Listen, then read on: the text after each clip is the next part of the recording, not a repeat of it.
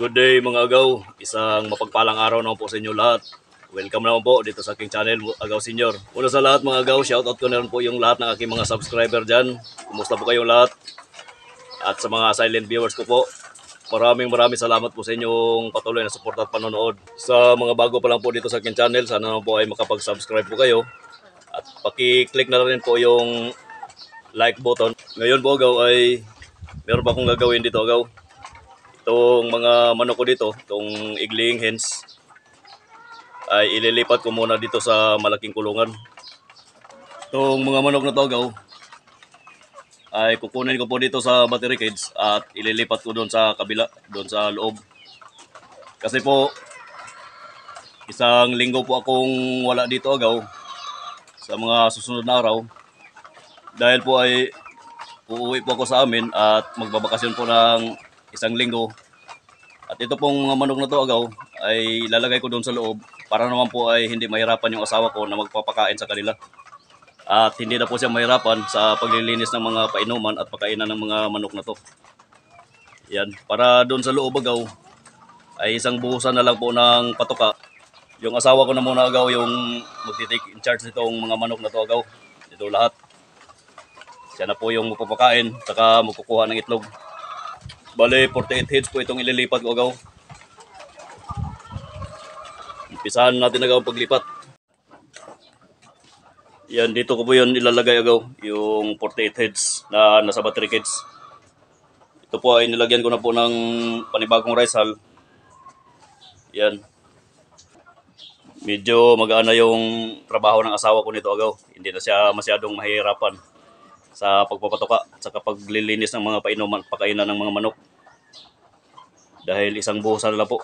Itong kawayan po yung pakainan ko. Bali, dalawa po ito. Yung isa nasa labas, pakukunin ko po yun.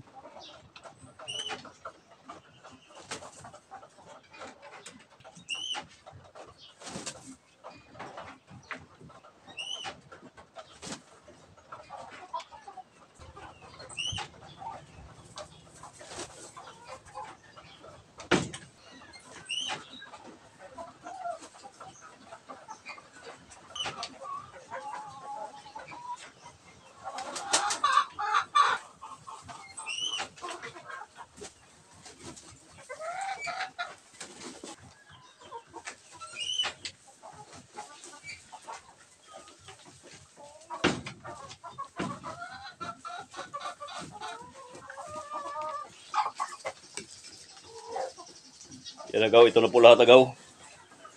48 heads. Yan.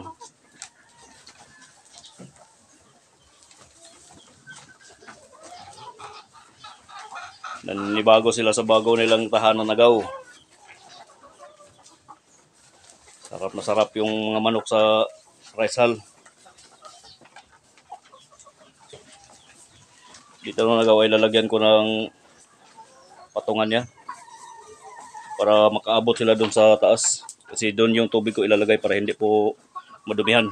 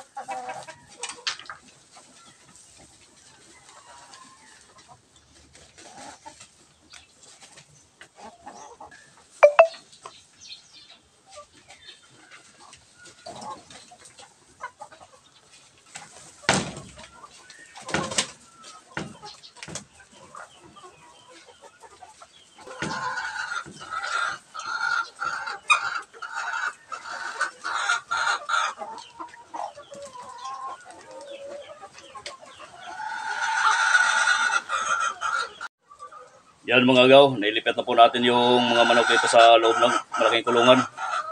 At dito po ay hindi na po mahihirapan yung asawa ko sa pagpapakain nito. Yan, meron na po silang tubig. Kasya po silang lahat dito agaw kasi malaki po itong kulungan na to. Hanggang dito lang itong video ko mga agaw. Saka maraming salamat po sa inyong patuloy na suporta at panonood. God bless po sa inyo lahat. Saka ingat po kayo palagi.